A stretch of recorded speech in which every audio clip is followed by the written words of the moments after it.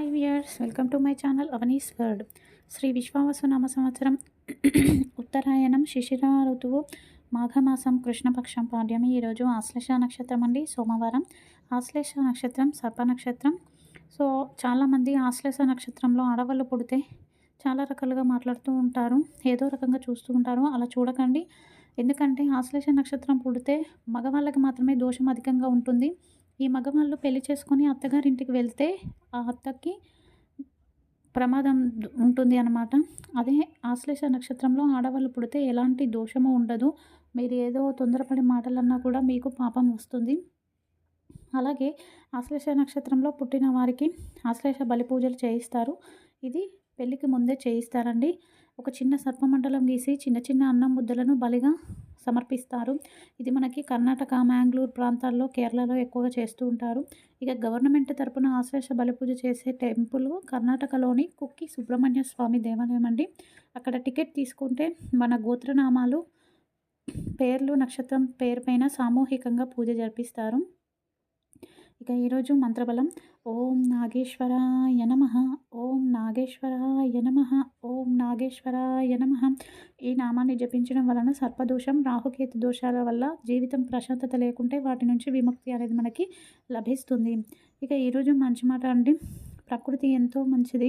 ప్రకృతిలో ఉన్న వృక్ష సంపద ఫలాలను ఇస్తుంది, పండ్లను ఇస్తుంది, మంచి నీడని ఇస్తుంది.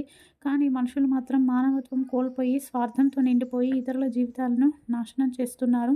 అలాంటప్పుడు మీరు ఆ స్వార్థంతో నిండిపోయిన మనుషులకు దూరంగా బ్రతకడమే మంచిది. అలా కాలేదా మీ మనసు చంపుకొని దూరంగా ఉండండి. వారితో ఎంత దూరంగా ఉంటే అంత మీరు బాగుంటారు.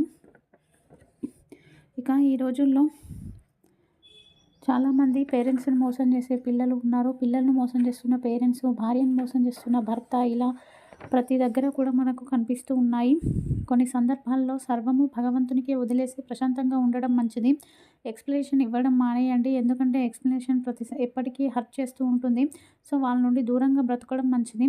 చిన్న కథ. ఒక పేరెంట్స్ ఉంటారండి ఒక గ్రామంలో. వాళ్ళకు పిల్లలు, ఒక ఆడపిల్ల, ఒక మగపిల్లాడు చదువుకుంటారు.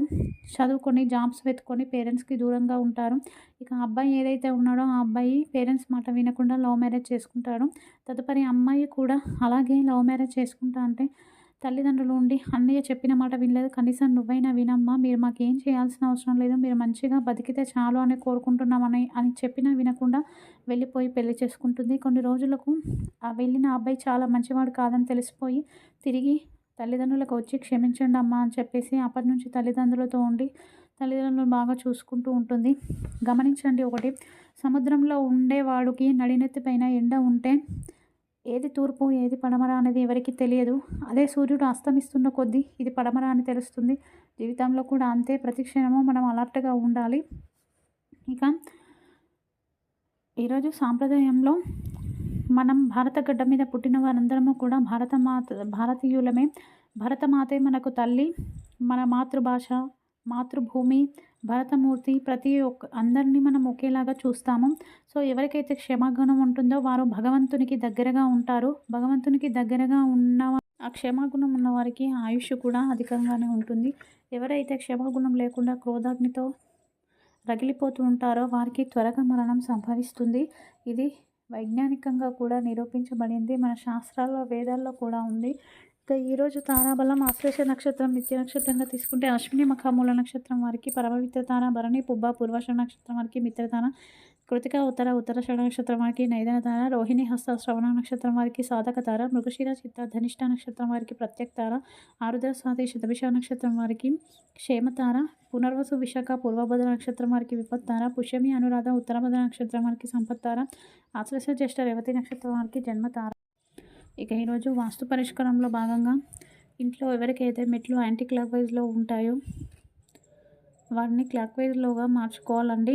క్లాక్ వైజ్లోనే పెట్టుకోవాలి. ఒకవేళ యాంటీ క్లాక్ వైజ్లో పెట్టుకుని ఉంటే మీరు మెట్లు ఎక్కి దిగేటప్పుడు ఎదురుగా ఒక మిర్రర్ పెట్టుకోండి. అప్పుడు మిర్రర్లో క్లాక్ వైజ్లో కనిపిస్తుంది కాబట్టి ఆ నెగిటివ్ ఎనర్జీని బ్యాలెన్స్ చేస్తుంది.